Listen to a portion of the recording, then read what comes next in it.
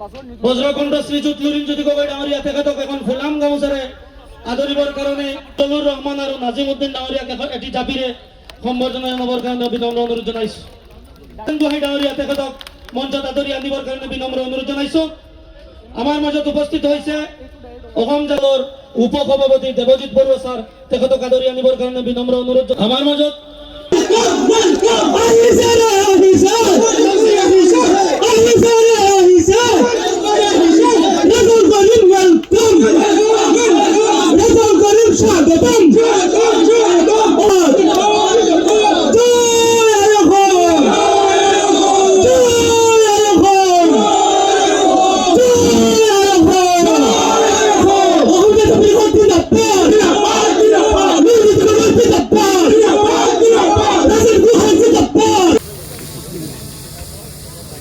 প্ৰমুখে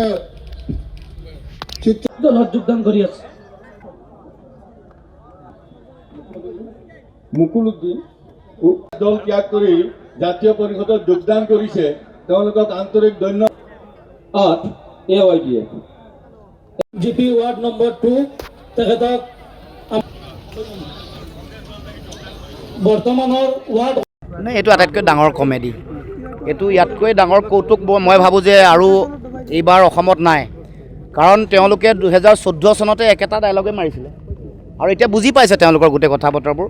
আৰু আজি আমি এই স্থানত বিন্নাকান্দিৰ এই দবকা অঞ্চলত আমি এটা বৃহৎ যোগদান কাৰ্যসূচী আমি কৰিছোঁ। আপোনালোকে সকলোৱে দেখিছে ইয়াত আমাৰ যুৱ নেতা সকলোৰে চিনাকি ৰেজাউল কৰিম চৌধুৰী ডাঙৰীয়া আমাৰ দলত যোগদান কৰিছে আৰু বহু ব্যক্তি তেখেতৰ লগত বহু দীৰ্ঘদিন তেওঁৰ লগত কাম কৰি থকা, আনকি তেওঁ যি সময়ত গণ পৰিষদৰ দায়িত্বত আছিল তেওঁৰ দিনত নিৰ্বাচিত হোৱা বহু ধৰণৰ ৱাৰ্ড মেম্বাৰ ৱাৰ্ডৰ সদস্য আমাৰ দলত যোগদান কৰিছে।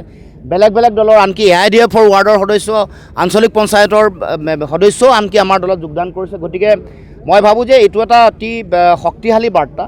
বিন্নাকান্দি সমষ্টি জাতীয়তাবাদৰ এটা সময়ত দুৰ্গ আছিল, বৰভেটি আছিল।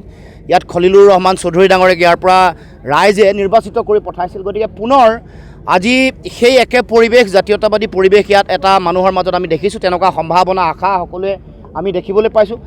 এটা কথা স্পষ্ট ৰূপত আমি ক'ব খোজোঁ যে অসমৰ মুখ্যমন্ত্ৰী হিমন্ত বিশ্ব শৰ্মাই কৈছিলে যে বদৰুদ্দিন আজমলক 100 কিলোমিটাৰ দূৰলৈকে তেওঁ সোমাবলৈ নিদিয়ে। সেই বুলি কৈ তেওঁৰ নিজৰ চৰাঘৰত সোমোৱাই ল'লে, নিজৰ শোৱনি কোঠাত সোমোৱাই সমগ্ৰ অসমৰ সাম্প্ৰদায়িক ৰাজনীতিটো দুইজনে মিলি কৰিলে। আৰু সেই কথা আমি লোকসভা নিৰ্বাচনৰ আগতে উমান পাই ধুবুৰী লোকসভাত আমি 10 লক্ষ ভোটত আমি বদৰুদ্দিন আজমল চাহাবক হৰুৱাইছোঁ। আৰু আজি বিন্নাকান্দিলৈ আহি আমি কৈছোঁ যে আগন্তুক 2026 চনৰ বিধানসভা নিৰ্বাচনত আজমল চাহাব আৰু আজমল চাহাবে আৰম্ভ কৰা সাম্প্ৰদায়িকতাৰ ৰাজনীতিত য'ৰ মোৰ শক্তি আৰু ইন্ধন বিজেপিয়ে লৈ আছে, সেই সাম্প্ৰদায়িকতাৰ ৰাজনীতিক আমি উৎখাত কৰিম আৰু আজমল চাহাবৰ ৰাজনীতি অসমত সৰ্বকালৰ কাৰণে আমি শেষ কৰিম। গতিকে আজি ইয়াৰ পৰা সেইটো আমি ক'ব খোজোঁ। আৰু আগন্তুক দিনসমূহত আমাৰ মূল লক্ষ্যটোৱে হ'ল অসমৰ সকলো জাতি জনগোষ্ঠী ভাষা ভাষী ধৰ্মাৱলম্বী লোকক একত্ৰিত কৰি জাতীয়তাবাদৰ ভেটি যাতে শক্তিশালী হয়। আমাৰ মূল লক্ষ্যটোৱে হ'ল আমি প্ৰতিটো জাতি জনগোষ্ঠীৰ সমমৰ্যাদা, সম উন্নয়ন আৰু সম অধিকাৰ। আজি যোৱা 20 বছৰ ধৰি AIDFৰ বিধায়ক আছে। আজমল চাহাবৰ ল'ৰা যদি কেতিয়াবা বিধায়ক, কেতিয়াবা ভায়েক, তেওঁলোকৰ নিজৰ পৈতৃক সম্পত্তিৰ দৰে ব্যৱহাৰ কৰিছে। তেওঁলোকে নিজৰ সম্পত্তি গোটাইছে, টকা ঘটিছে, ব্যৱসায় কৰিছে, কিন্তু ইয়াৰ সৰ্বসাধাৰণ ৰাইজক দিব লগা ন্যায় নিৰাপত্তা দিয়া নাই। সৰ্বসাধাৰণ ৰাইজৰ যিবোৰ ৰাস্তা ঘাটৰ সমস্যা, আজিলৈকে আটাইতকৈ বেছি আটাইতকৈ বেয়া ৰাস্তা ঘাট থকা সমষ্টি এইটো। আটাইতকৈ বিদ্যালয়ৰ যদি সমস্যা বেছি আছে তেতিয়াহ'লে বিন্নাকান্দি সমষ্টি।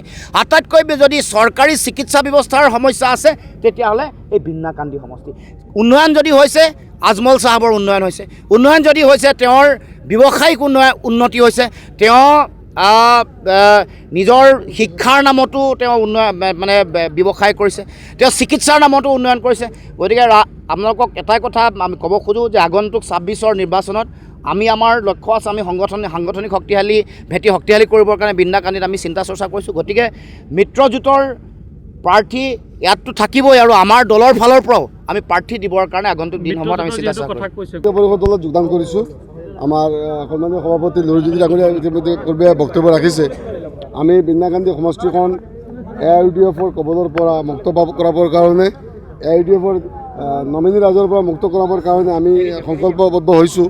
আমি আশাবাদী আপোনালোকে চাব এইবাৰ বিন্দ্ৰা গান্ধী সমষ্টিৰ চাচাৰ দল চিৰবিদায় হ'ব আৰু চাচাৰ দল বিদায় হোৱাৰ কাৰণে আমাৰ জয়জ্যোতি গগৈ ডাঙৰীয়াই কৈছেই আমাৰ মিত্ৰতাটো হৈছেই কংগ্ৰেছৰ লগত কংগ্ৰেছী বন্ধুসকলৰ লগত একেলগ হৈ কান্ধে কান্ধ মিলাই হাতে হাত মিলাই আমি আমাৰ অনাগত দিনত এইখন সমষ্টিৰ পৰা চাচাক চিৰবিদায় দিম।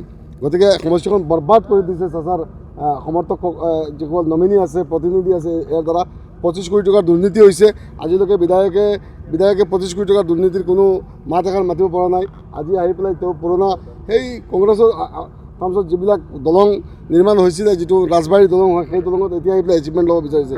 দলংখন নিৰ্মাণ হোৱাৰে 4 বছৰ 5 বছৰ উকলিল, এতিয়া আহি পেলাই কৰি আছে। এনেকুৱা মানে এজন বিধায়ক মানে এই যে বিলাতী বিধায়ক, এনেকৈ এজন বিলাতী বিধায়ক আমাৰ বিন্দ্ৰা গান্ধীৰ মানুহে খাইছে।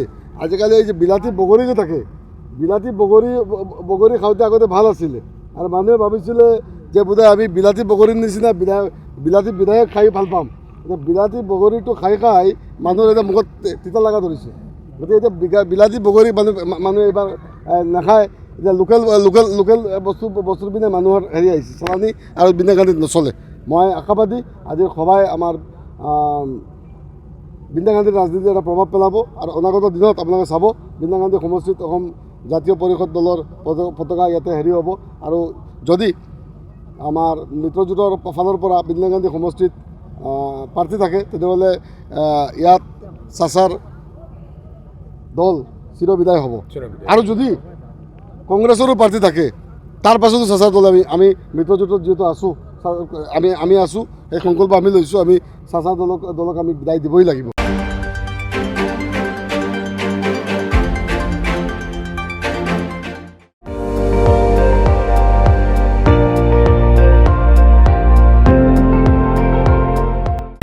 আপুনি চাই আছে ND24, সৰ্বশ্ৰেষ্ঠ নহয় সৰ্বোত্তমৰ দৌৰা।